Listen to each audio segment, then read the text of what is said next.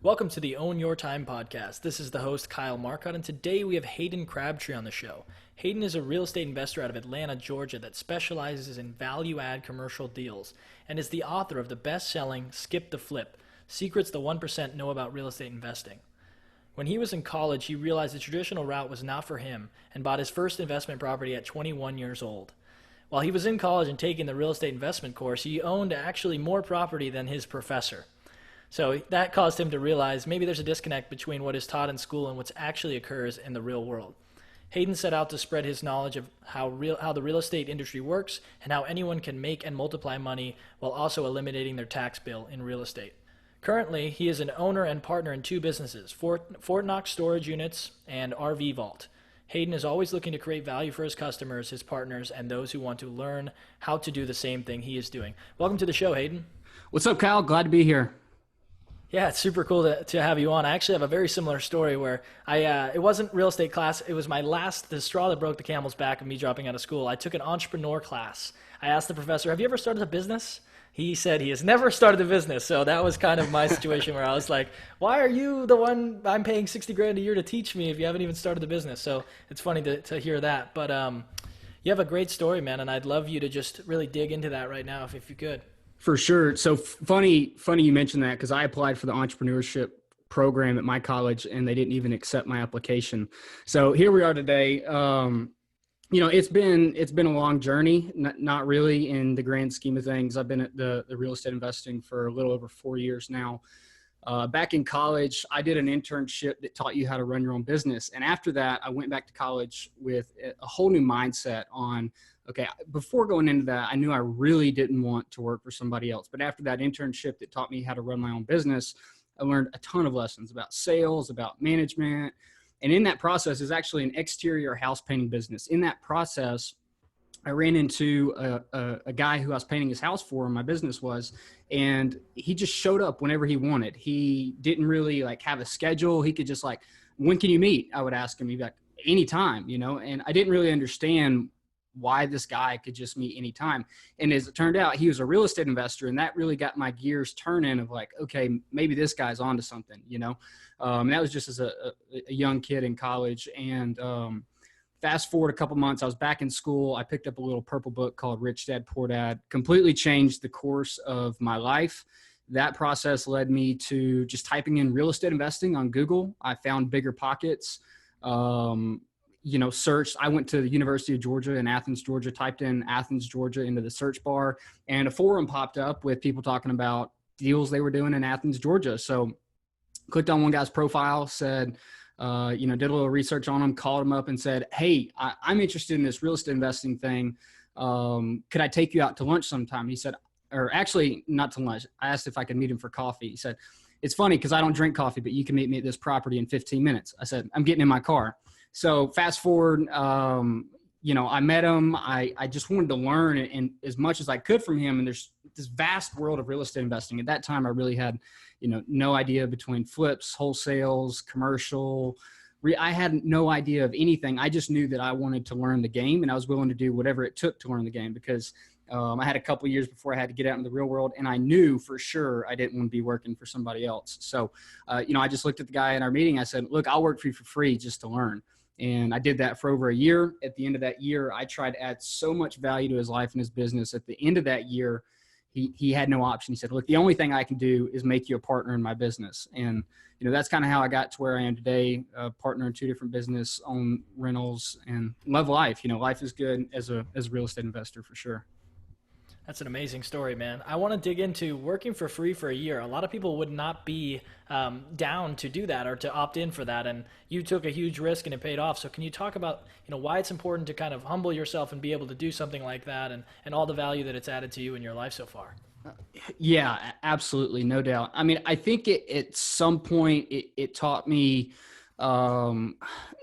there's an emotion of roller coaster that you go through whenever you're working for somebody for free. At first you're excited. And then after 3 weeks, when you tell your friends where you've been, you're like, oh, cool, you got a job. And it's actually, I just haven't been getting paid, but I've been doing a lot of work. And at that point you go wait a second, what am I actually doing right now? Is what I'm doing smart? Should I be doing something else? But it teaches you for sure in the first place, if you want to do something, you have to commit to doing it. So I knew that if I wanted that plan to work from the very beginning, I had to commit to seeing it through. Right. And that teaches you grit. I mean, that teaches you a whole bunch of things. But the reality is that it teaches you, and the main lesson that I took away from it was find ways to add value to other people, even if you don't know what you're doing. So I had no idea about real estate, but I was determined to add value to my mentor's, his business in any way, shape, or form that I could. And in return, he was willing to give me his time and his knowledge for free. Right. So at the end of the day, I was working for free, but I gained millions of dollars in terms of education and, collapsing timeframes, because what would have taken me 10 years, I learned in 6 months. So, it's definitely a roller coaster. And if you are in the position like I was to do it, I would definitely say do it. I get a lot of pushback from people. Well, I got to work to pay bills, and I got to do this, and I got to do that. There's a lot of hours in the day. There's a lot of hours in the week that you can spend and carve out and do whatever it takes. I mean, it's really more of a mindset than, a logistical issue. Yeah, the issue is never resources, it's resourcefulness. I love that quote, and I think it really fits there as well. It's, you didn't have necessarily, the time or whatever, but you can make the time if it's something that you really want to do to change your life. And for you, man, it's been extremely worth it. So I know that you are a storage unit investor, and those can be considered, recession proof or recession resistant. How do you kind of have a strategy that can fend off this COVID-19, and what's your advice for investing in order to be recession resistant? Whenever I first got started, I really had no idea. I mean, to me, the idea of if I could just buy a house as a rental property in the next 5 years, like that was my big goal whenever I first got started, to have one rental. And then whenever I really got into it and realized that like you're really limited by your own potential, we started thinking bigger and bigger and bigger. And that's when the concept of 1 hour's worth of input does not equal the same amount of output, right? And that's the mindset that I had to shift from thinking 1 hour of input is 1 hour of output. And that led me, and this is going to come back around to the recession resistant part, is you have to break out of your mindset to start thinking bigger. And one of the biggest lessons for me is whenever you can go from 1 door to 10 doors to 100 doors, not only are you going to make a lot more money in a lot less time, but you're also going to have a lot less risk, because now if we have a house and one person doesn't pay, we have $0 of income. If we have 400 storage units, one person doesn't pay, we really don't even notice it.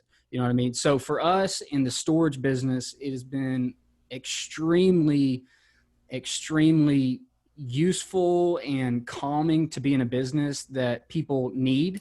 People actually want to use it whenever there are bad times, which is kind of how we got started. We stumbled across the first opportunity, but as we looked more and more into self-storage's performance through 2008 and historically, but holy cow, we need to double down and focus on this. So, I hadn't bought any storage units in 2008, but we always knew, hey, these are supposed to be recession-resistant assets.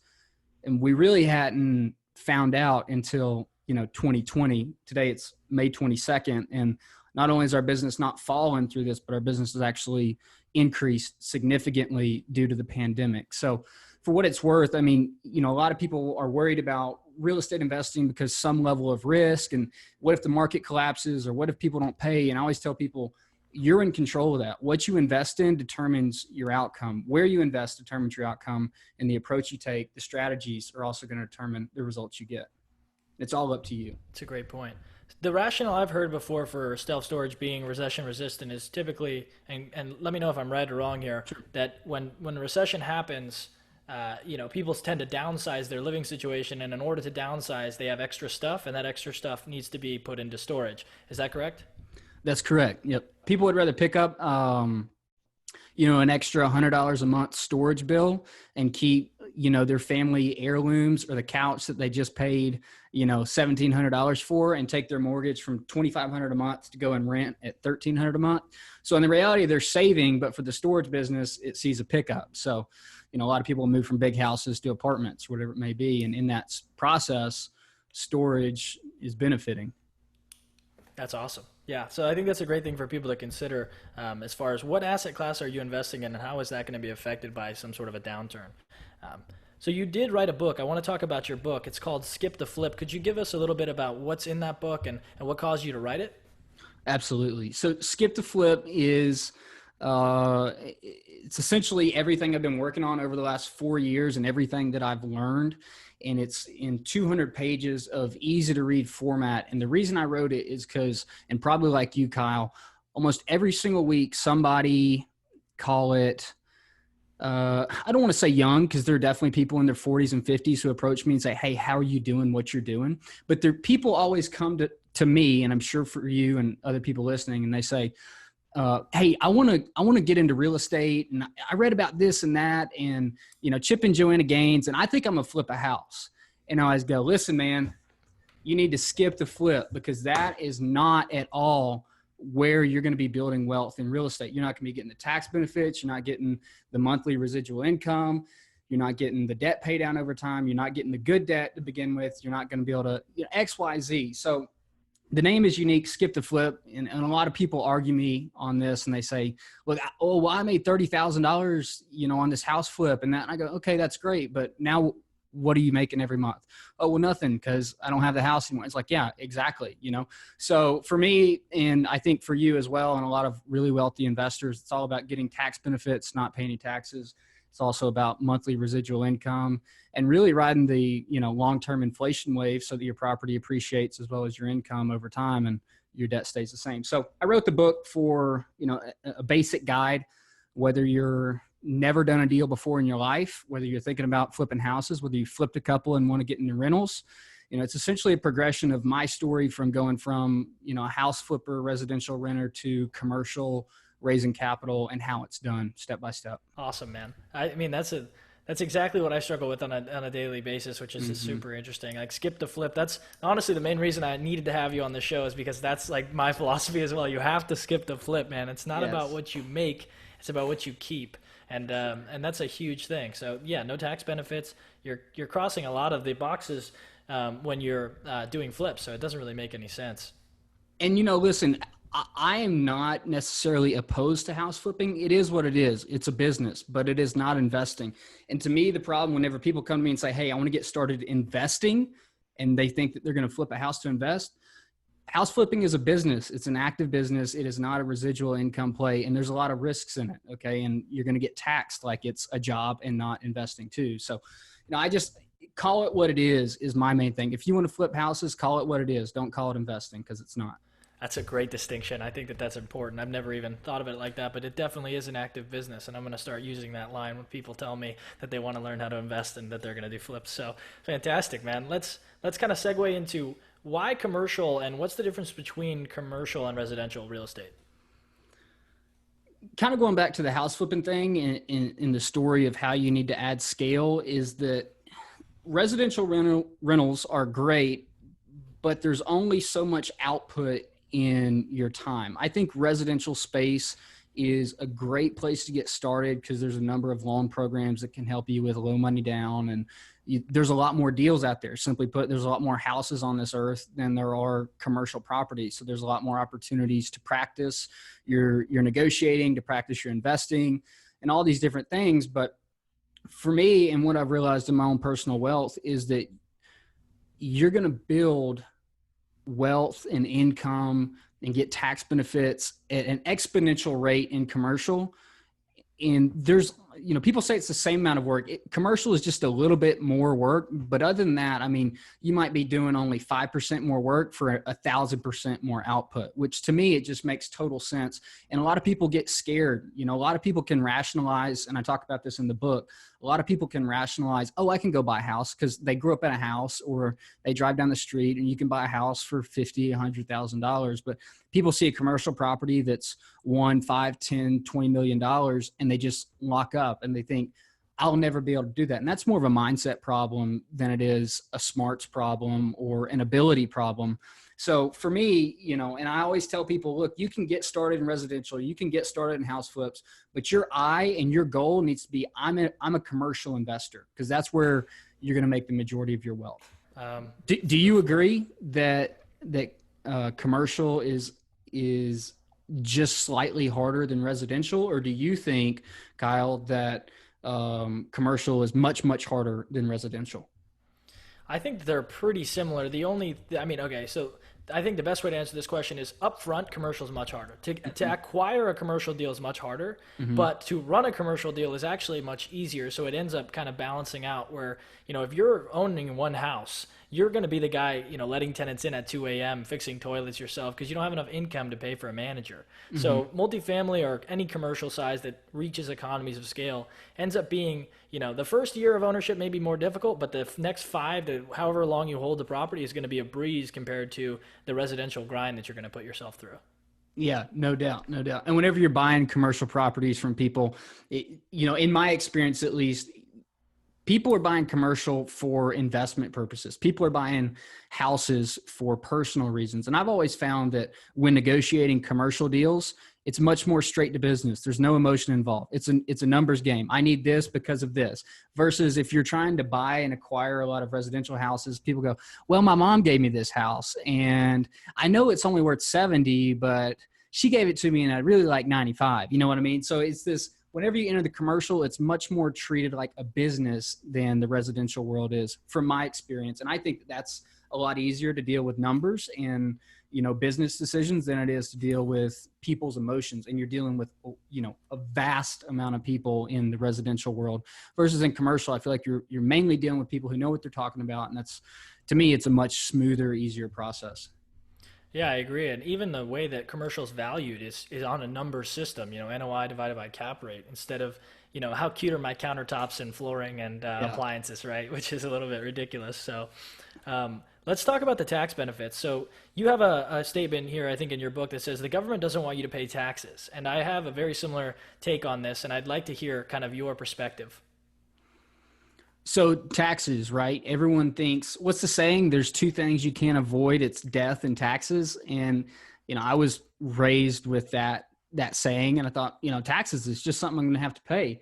And then in the process of working for free for a year, my mentor was making, a ton of money, absolutely tons of money. And I just go, man, like, you got to be paying a ton of taxes. And he just like kind of snickered. He's like, no, we're not paying any taxes over here.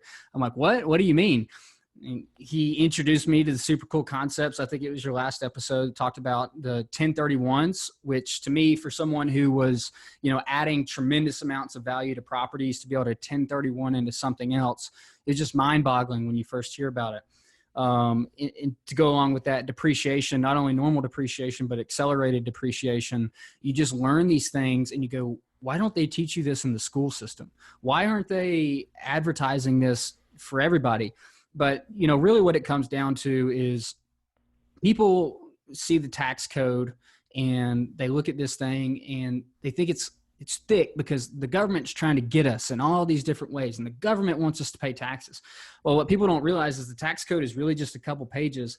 And then the rest of the tax code is this series of incentives where it's this playbook. Think of like, if you played football and you've got all these different plays, it's these plays that the government has drawn up and say, hey, run this play and we'll score a touchdown. Or essentially run this play, do this in your business, and we'll give you a reward. So whenever the government wants its citizens as investors to provide housing to other citizens, it says, hey, we'll give you an incentive. If you can buy this apartment building, I'll give you a huge tax break. So just go buy apartment buildings. And essentially what the government wants to do is drive our actions towards what's best for not only us as investors, but for other citizens in the U.S. And it makes it easy because now the government doesn't have to go provide low-cost housing because, privatized businesses want to come in and provide it because of the huge tax benefits. So the tax code is really just a playbook of what the government wants you to do. It's driving the results that the government wants to see. And as a benefit, if you make your government happy and do what it wants you to do, they'll reward you by saying, hey, thank you very much. No taxes for you. Brilliantly put, man. So I want to end this show with the question I ask almost every guest, which is, what advice would you give to a 20-year-old who is starting in real estate or business? Yeah. I think I was 18 or about to be 19 whenever I started this journey. And I would just say, you're not going to get it right. You're not going to read one book and figure it all out. You're not going to, watch one YouTube video, listen to one episode of a podcast. It's a journey. It truly is. In order to get to your destination, you have to start on that journey. There's so many different people who want to be real estate investors, and they've been wanting to be real estate investors for 10 years, but they just haven't done it. It's like, just get started. Like it, in my opinion, it's in my book, I believe, but it's one of my sayings that you need to do whatever it takes to get your first deal done. And I don't care if you lose money on that deal. Hopefully you make a lot of money, but you need to do your first deal, because that as an experience will be the most valuable thing for you in your life. So borrow money. I don't care. Do whatever it takes. Find a way to get started in your first deal. Because after that, you'll launch. You'll see that, hey, my biggest obstacle here is my mindset, not my resources. That's a great point. I know a lot of people who have never done a deal, and I know a lot of people who have done a lot of deals, but I don't know anyone who's only done one deal. Yeah. And I don't know where I've heard that quote from, but I think it's super true. No one really ever stops at one deal. So as soon as you break that first barrier, then you're pretty much off to the races. So. And you will be for the rest of your life. You know what I mean? So listen, if it's okay, I'd like for all of your people listening to this, I've talked about this book, we've talked about it, and there's a ton of good stuff in here. For anybody that wants it for free, I'll give it to your audience. I'd love for you to buy it on Amazon for $10, but I didn't write this book to make money. I wrote it to spread education. So if you go to www.haydencrabtree.com/free book, everyone here can have the book for free. Awesome, and I'll put that in the description. So if you're listening to this episode and you want the book, there will be a link below the show. And check it out. I'm sure it's an amazing book. It's written by a very smart individual who added a lot of value on the show. So thank you so much for coming on and helping out the listeners. I appreciate it, man. Thank you.